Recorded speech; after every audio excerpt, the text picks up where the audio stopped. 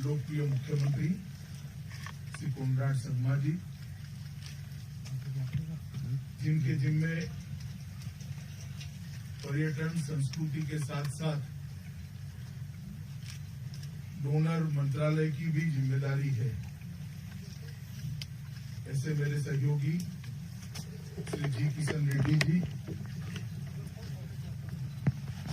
PMO में राज्य मंत्री और अंतरिक्ष विज्ञान और प्रौद्योगिकी के मंत्री भाई डॉक्टर जितेंद्र सिंह जी,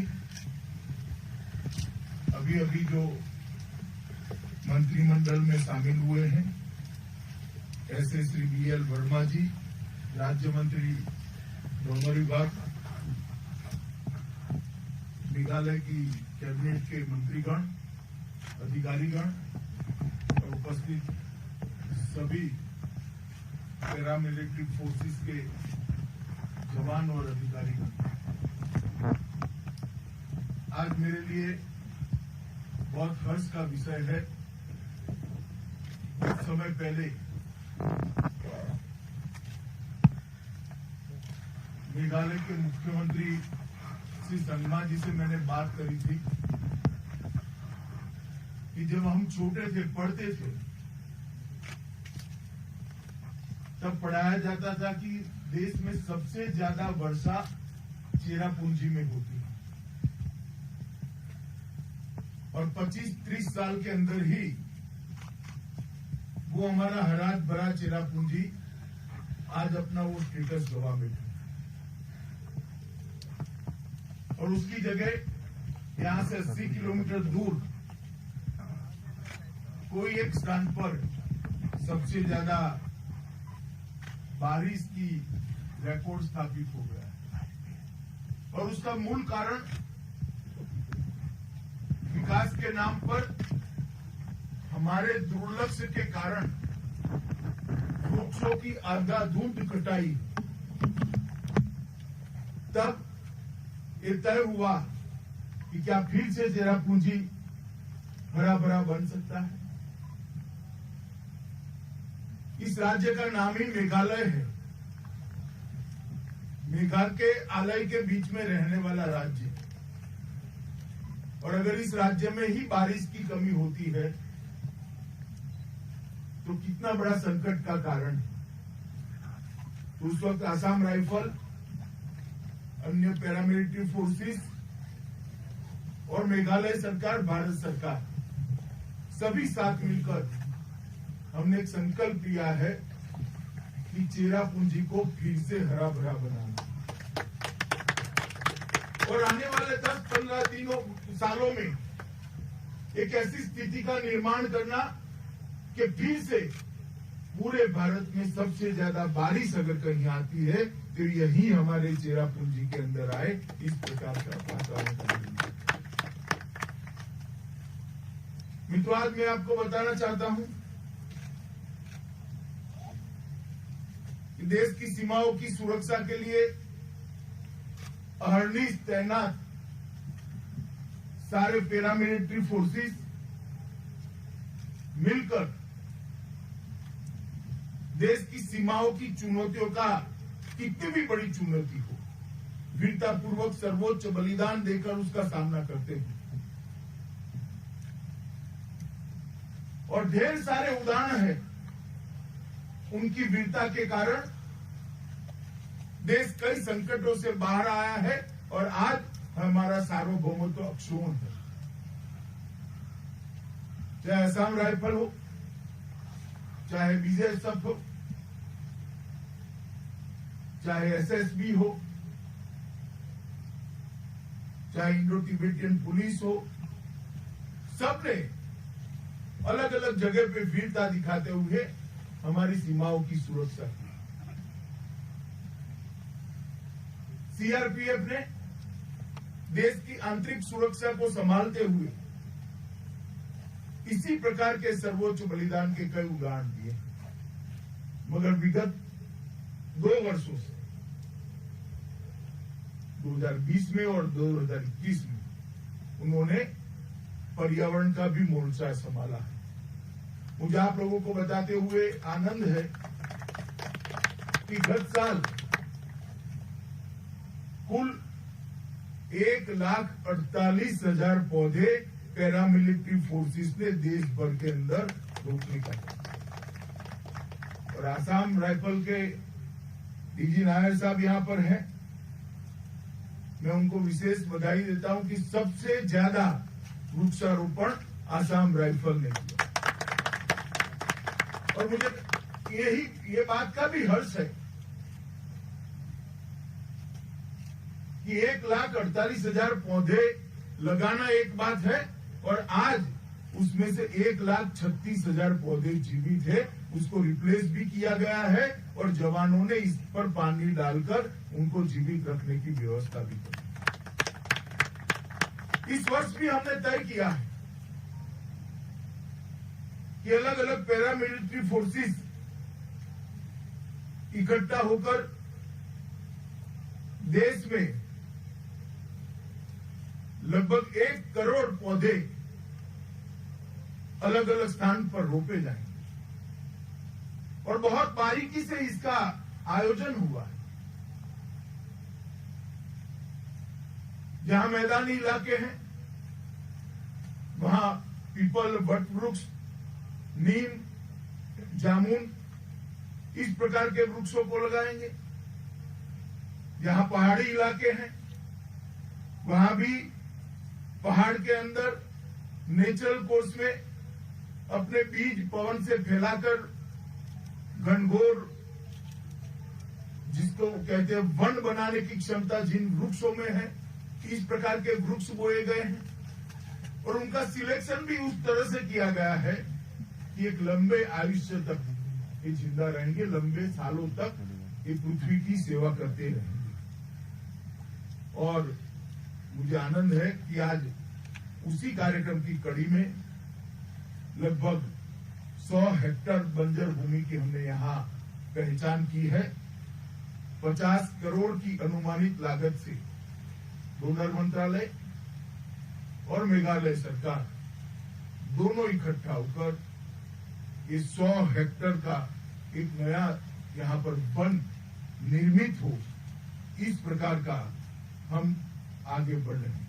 अगले 3 वर्षों में यही क्षेत्र के अंदर लगभग 1,000 हेक्टेयर में 1 मिलियन वृक्ष लगाने का हमारा कार्यक्रम है और मुझे भरोसा है कि इसको संगमा जी के नेतृत्व में हम पूरा करेंगे।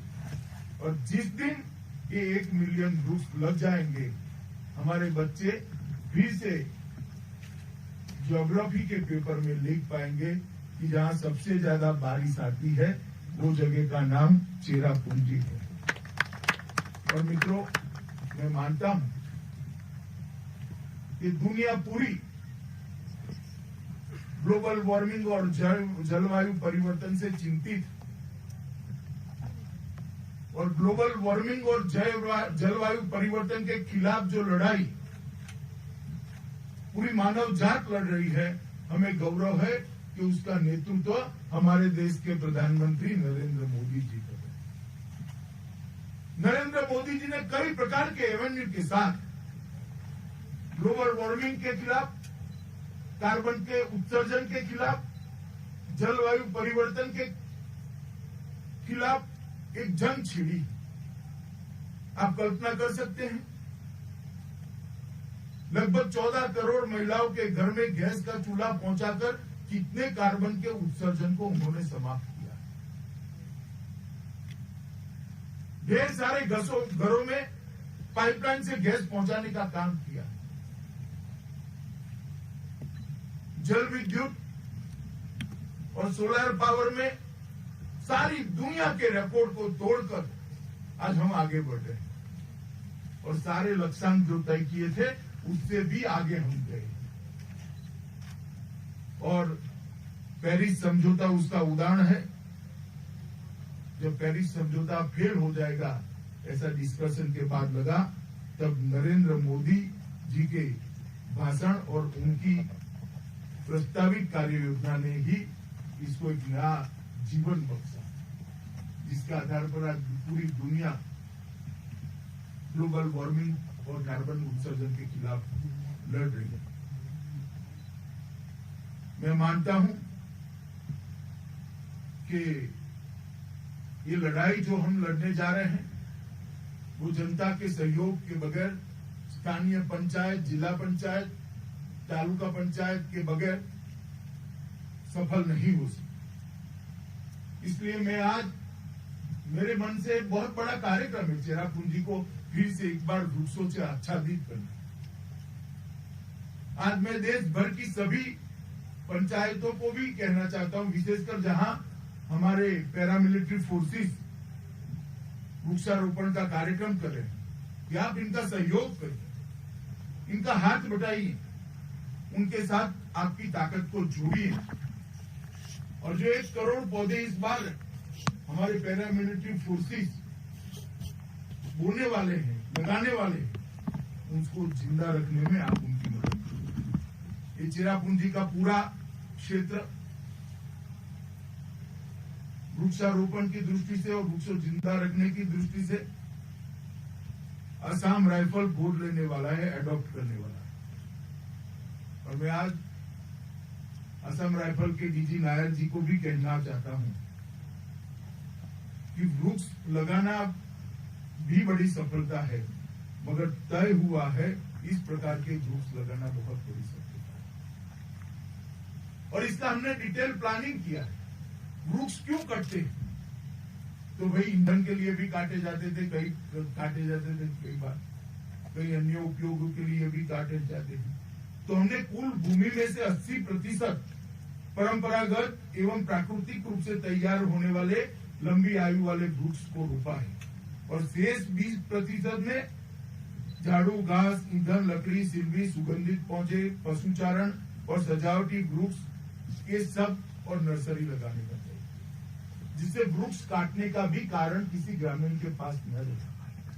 अगर उसकी सारी रिक्वायरमेंट्स यही वन से पूरी हो जाती है तो किसी को मन नहीं है बड़ा हुआ पौधा, बड़ा हुआ वृक्ष काटेंगे। तो इस प्रकार से बहुत साइंटिफिक तरीके से डिटेल प्लानिंग कर चेरापूंजी को फिर से हरा भरा बनाने का एक महत्वाकांक्षी प्रोजेक्ट आज शुरू हुआ है। और यहाँ पर हमने मियावाकी सघन वृक्षारोपण करने वाले हैं। ये तकनीक घने और बहुस्तरीय वनों को बनाने के लिए बड़ी प्रसिद्ध तकनीक है।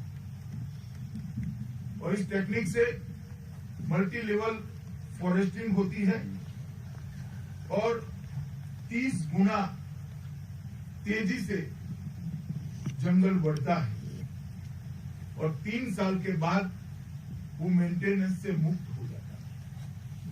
तो हमने इसी टेक्निक को ये पूरे क्षेत्र के अंदर अपनाया है, और इससे इको टूरिज्म का तो निश्चित रूप से फायदा होगा ही।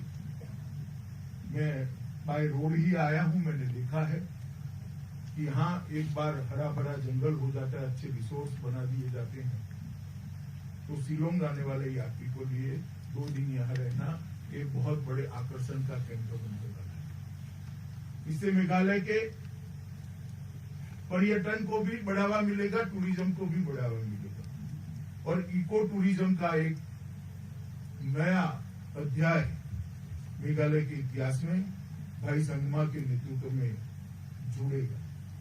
मित्रों, आज यहां से आगे जाकर एक वाटर सप्लाई स्कीम का भी लोकार्पण लगभग 25 करोड़ रुपए से greater Sohra water supply scheme आज शुरू होने जा रही है। डोनर मंत्रालय के जो अलग अलग प्रोजेक्ट है उसमें बड़ा महत्वाकांक्षी प्रोजेक्ट है। मैं डोनर मंत्रालय को जरूर अभिनंदन देना चाहूंगा कि क्षेत्र को आपने चिन्हित भी किया और समयबद्ध तरीके से उसको पूरा भी किया है।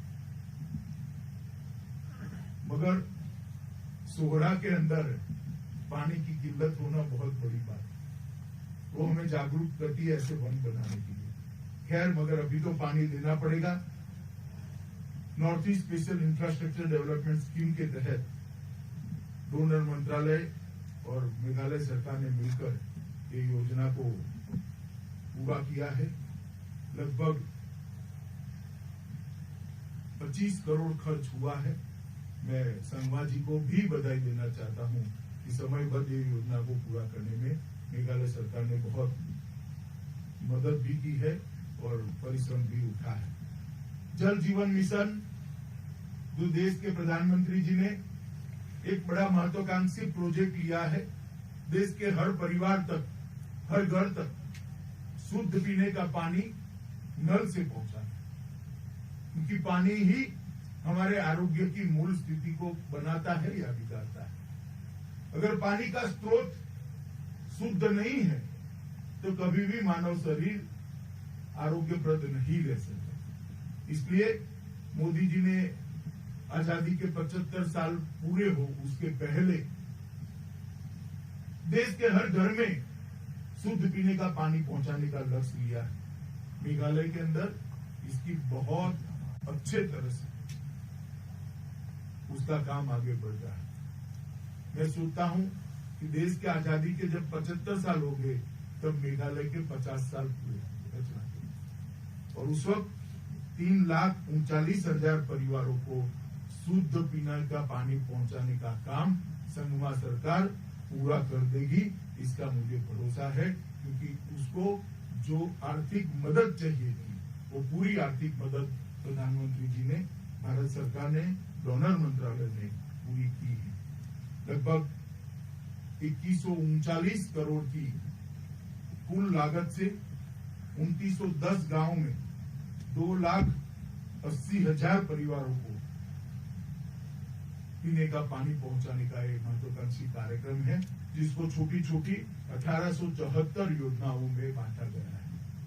आप कल्पना करिए 2,80,000 परिवारों को हिली एरिया में, जहां दूर सुदूर पर्वत पर कहीं 5, कहीं 25, कहीं 50 लोग रहते हैं, उनमें बांटा गया, उनमें पानी पहुंचाने का एक कार्यक्रम। इसीलिए 1874 परियोजनाएं बनानी पड़ी, क्योंकि यहाँ बड़ा दुर्गम क्षेत्र, हमारे ट्राइबल भाई बहन पहाड़ियों पर रहते, चोटियों पर रहते, वनों में रहते, मगर वो जहां भी रहते हैं वहां शुद्ध पीने का पानी पहुंचाने का कार्यक्रम है। लगभग केंद्र सरकार ने 400 करोड़ रुपए अब तक आवंटित कर दिया है, और बाकी का भी जैसे जैसे काम आगे बढ़ता जाता है हम आवंटित करेंगे। तो आज दो कार्यक्रम एक साथ है। Sohra greater water supply scheme का लोकार्पण है, क्योंकि यहाँ पानी की किल्लत हुई और भविष्य में यहाँ कभी पानी की किल्लत न हो, इसलिए फिर से चेरापूंजी में वनों का निर्माण करने का भी कार्यक्रम हमने हाथ में लिया है। आसाम राइफल का जो भव्य इतिहास है, 180 साल से लंबा, मुझे भरोसा है कि जो लक्ष्य हमने आसाम राइफल को दिया है, आसाम राइफल निश्चित रूप से वो लक्ष्य को सिद्ध करेगी और फिर से एक बार चेरापूंजी देश में सबसे ज्यादा बारिश लाने वाला क्षेत्र बनेगा, इसका मुझे भरोसा है। क्षेत्र के सभी वासियों को, हमारे मेघालय के मुख्यमंत्री संगमा जी को और किशन रेड्डी जी को मैं बहुत बहुत शुभकामनाएं और बधाई देकर मेरी बात को समाप्त करता हूं। भारत माता की जय।